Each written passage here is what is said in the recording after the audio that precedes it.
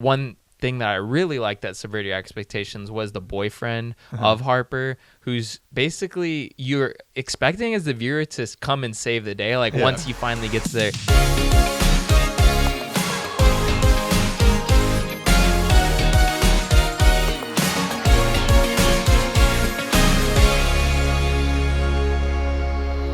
Drive-by movies here. You're watching Fresh Releases. My name's Blaze. And I am James. This is our brand new show. We're going to be talking about exclusives or non-exclusives, basically just any new movie. But first off, we're kicking it off with a brand new movie called Haunt, and this is an exclusive to Shudder.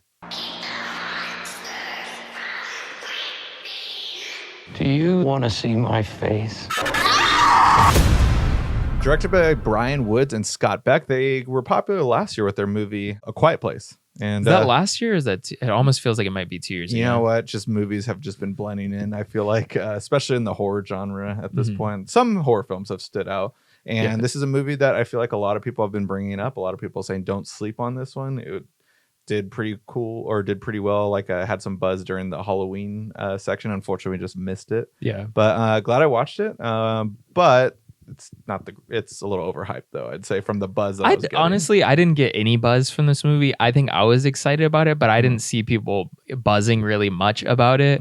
And then usually anything that's like a Shudder exclusive gets me a little hyped, but I still don't hear buzz about those movies. Like there are a lot of movies, and we'll probably take the time with this new series to look at some of them, but I don't feel like there's that much buzz. There's maybe like 5 tweets on release day from our retweets, maybe even. I don't see that as buzz. I just see that as like, in this day and age, you hear 1,000 people talk about Avengers Endgame. Like that's buzz. Like this, like 5 tweets, all right, on release that are easily going to get scrolled over. And they aren't even going to show up on the new Twitter for people. Like they only show up because mine's chronological still. Right. See, you're lucky though. You're on Twitter. And like, I mean, Twitter is the app that I like the most, but I'm not on there all too much. But every once in a while I'll go on Facebook for just like looking at memes. And what I'm stuck with though is like, I don't know how I got like into all these like movie groups and stuff. Like I don't want to throw this one group under blast that I'm in, but just like it is a lot of Avenger followers. A lot of people say like the Avengers like deserves an Academy Award. This is on another level. Oh, but I hate Captain Marvel.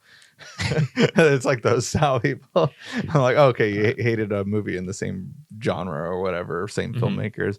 Whatever, that's a whole different topic. But a lot of people, those style people, have been buzzing about Haunt. Okay. That's how I found out about the movie. Okay. A lot of people were saying like, oh, this is like a horror film that's actually really scary. This is way better than any crap we get in theaters. And I'd say actually it is better than a lot of studio horror films that we do get to see. Is it better than some of the indie movies that I've seen in theaters? Definitely not. But it had potential though. I think it's not as good as some of the indies that we got, you know, in the last 10 years. Like there's some great ones like It Follows or Your Next is like where my mind goes immediately. This isn't up there with that caliber. It still plays the kind of like cheesy card, but I thought that nature was fun, like having the cheesy elements in this movie, or at least I felt like maybe the acting wasn't on par all the time. I think Will Britton really was a great choice for this movie. Like I've always loved him since A Teacher, and he was great in Everybody Wants Some. So seeing him in like a more starring role, because I thought he was honestly going to die first. Yeah, we were joking around too. We just thought like, oh, he's playing a baseball player again. Like, is he just playing the same character from Everybody Wants Some or his son? And seeing him in a starring role, something like this, where you don't really know his character name the whole time. It is Nathan, but you barely like he's just a character in a horror movie. You're barely really going to know him. But I felt like he did give some gravitas to that role, even though it is pretty simple. I'd say, I mean, one of my gripes with the film though is actually some of the problems we've had with other movies we've checked out on Direct to Dumpster. If you're new to our channel, what's it called? Is sometimes just a lot of movies I feel like don't have a set main character. And this one I'd say it's the main girl.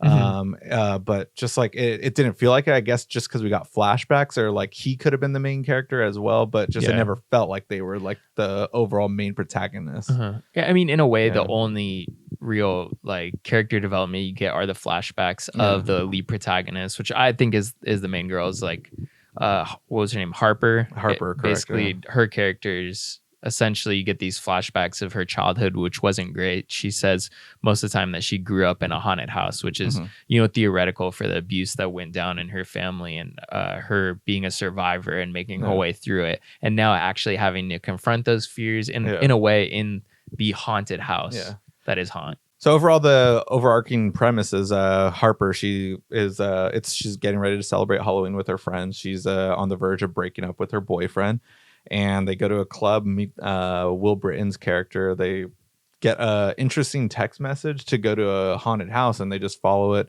They all go there. They sign a release form, and things start getting wild. Is it a real haunted house, or is it like people just playing a sick, twisted game? Just it keeps escalating from there, and there's some fun stuff, and there are some really intense moments as well too. But yeah, that's overall our premise. And like there's been similar movies like The House That October Built. So that's generated somewhat of a cult audience, I'd say, over the past couple of years. Yeah, even got a sequel. I never saw the sequel, but that one I always thought was a little overhyped. I'd say this is one I'd prefer revisiting during the Halloween period. Yeah, I would say this was for me, like, because there's other films also like Hell House, LLC, that trilogy, that which I think is the most overhyped trilogy of all time by horror fans, or was it by the marketing team behind the film? I don't know. Yeah, and then there's been also 2 horror films recently that were like had to do with like a late night fright fest amusement park. Fright. I don't know. It was one that played in theaters, and then there was one Hellfest, indie, I think was what they called in the movie. I don't know. Hellfest, the indie movie, or the one that played in theaters, and then there was also one with the kid from Spider-Man: Homecoming. Oh yeah. Blood something. Bloodfest. I think it's like Hellfest or Bloodfest, something like that. But they were all these kind of like making movies about haunted houses or haunted house experiences. Yeah. Where this film Haunt like takes essentially the extreme haunted house experience and makes that into a horror story. Right. I think out of all the movies I've seen that or heard of like in this genre, I thought that this did it the most entertaining way. Yeah. Well, at times kind of being unbelievable. I still think by the end of the movie you're like, this probably could happen, where some of the others are a little more fantastic. Right. Yeah. One thing I did appreciate with the movie though was how much it tried to subvert our expectations. There are some interesting twists and turns, and there were a couple ideas where I thought like, oh, that was a missed opportunity. It could have went in this direction. But for the most part though, there's a lot of, especially with the character of Mitch, the guy who's dressed up in the ghost costume. He seems like he's on their side at first.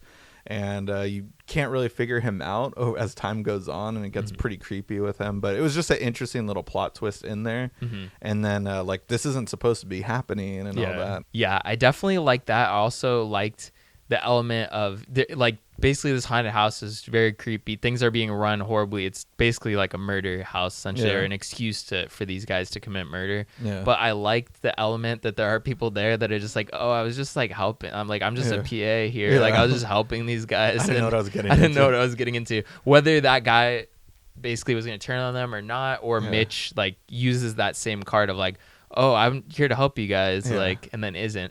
But one thing that I really liked that subverted your expectations was the boyfriend of Harper, who's basically you're expecting as the viewer to come and save the day. Like once he finally gets there, he's just like, because he definitely has like a school shooter mentality. Yeah. So it's kind of like you're rooting for this guy that's like could possibly be bad. She was gonna break it off with him because he's weird. He's abusive, like verbally, apparently, also, and possibly an alcoholic too. Like that word's thrown around a lot about him. But you kind of expect him to come and save the day, but like, no, that doesn't happen. Harper just is the true hero of this movie. I mean, Will Britton does some, heroic moments where he walks into a guy that has a gun. He's got the slow motion scene too.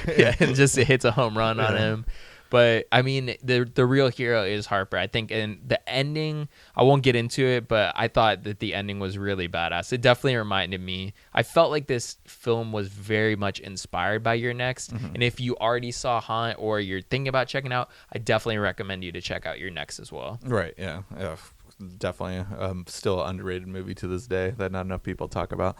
But yeah, I appreciated that. And also, like, I guess, like, I mean, they easily could have went the route of just like weirdos just wanting to murder people and just like ignoring like making people think that it's just a haunted house, but it's actually something crazy. But it was a little bit cheesy at the same time, but I did appreciate that they did something different. Yeah. The fact that they're all like body modification people and stuff. Like apologies if you haven't seen the movie, but like, why are you watching this review? But Yeah. So the makeup effects in this movie, they were really creepy, especially like really on Mitch. scary. Yeah, Mitch was really creepy looking. The devil guy kind of I was like laughing at just. I thought that looked intense, yeah, dude. I thought it looked pretty good. Yeah, the witch girl, she looked great. I didn't think the clown guy. I thought she looked fine. The clown guy was kind of laughing at it just because like coming off of literally seeing like Big Money Hustlers. And yeah, he's just a juggler. Yeah, he just went all the way. He's yeah. evil. He's one of the evil FBI juggalos. Yeah. But yeah, the fact that they like adopted the persona of their mask though is pretty creepy and like you have to like murder a little cheesy, but I'll take it. I mean, it's different. Horror movies are the movies where you're like, if it's cheesy, sometimes it can actually still be fun. Like it's a fun element. It's like a carnival ride. Like if it's cheesy, that might detract a little bit from the story, but it might still make it fun. Right. And I feel like this had that like a good balance with it. Right. Like it wasn't totally serious, but there were elements that were cheesy, and it still just made it for a fun watch. Absolutely, yeah. And that's going to conclude this episode. Thank you so much for checking us out, everyone. Be sure to check out Haunt Yourself on Shudder right now. Go ahead and smash that like button and let us know in the comments below what you thought of Haunt. Definitely hit that subscribe button and click that notification bell to get our content delivered straight to you. And that's going to conclude this week's episode of Fresh Releases. Check us out, Drive-By Movies, coming at you with another video next week.